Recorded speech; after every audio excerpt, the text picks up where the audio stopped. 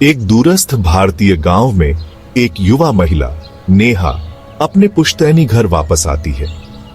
कई सालों बाद गांव की गलियों में कदम रखते ही उसे एक अजीब सी बेचैनी महसूस होती है। यह घर वर्षों से वीरान पड़ा है और अब नेहा इसे फिर से जीवंत करना चाहती है।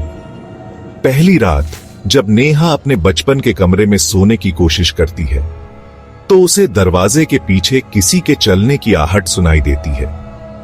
दरवाजा धीरे धीरे खुलता है पर वहां कोई नहीं। नेहा इसे अपनी कल्पना मानकर सोने की कोशिश करती है, लेकिन अगले दिन उसे एक पुरानी तस्वीर मिलती है जिसमें एक अनजान महिला खड़ी है। नेहा गांव के बुजुर्गों से पूछती है, तब उसे पता चलता है कि यह महिला उसकी परदादी लक्ष्मी थी, जो इस घर में रहस्यमय परिस्थितियों में मारी गई थी। लक्ष्मी की आत्मा आज भी इस घर में भटकती है और एक पुराने रहस्य की रखवाली करती है। रातें और भी भयानक होती जाती हैं। नेहा को कभी कभी छत से किसी के गाने की आवाज सुनाई देती है और कभी कभी उसे अपने कमरे में किसी की छाया दिखाई देती है। नेहा ने हिम्मत जुटाई और उस छुपे हुए कमरे को खोलने का फैसला किया। पुराने ताले को तोड़ते ही दरवाजा चरमराता हुआ खुलता है और अंदर का दृश्य उसे सन्न कर देता है। दीवार पर एक पुरानी दरार से खून टपक रहा था और कमरे में ठंडी हवा का झोंका दौड़ता है।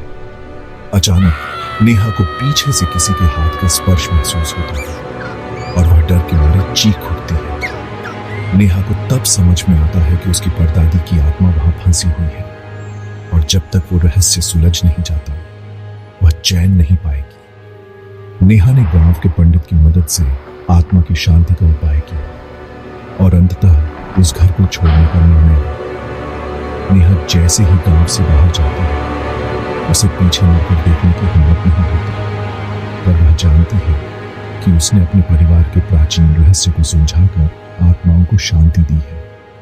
और उस वीरान घर में अब भी किसी न किसी रात लक्ष्मी की आत्मा का गाना गूंजता है।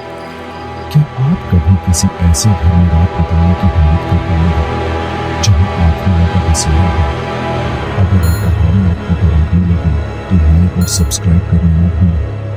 यहीं पर मिलते हैं एक और डरावनी कहानी के साथ। तब तक सुरक्षित रहें।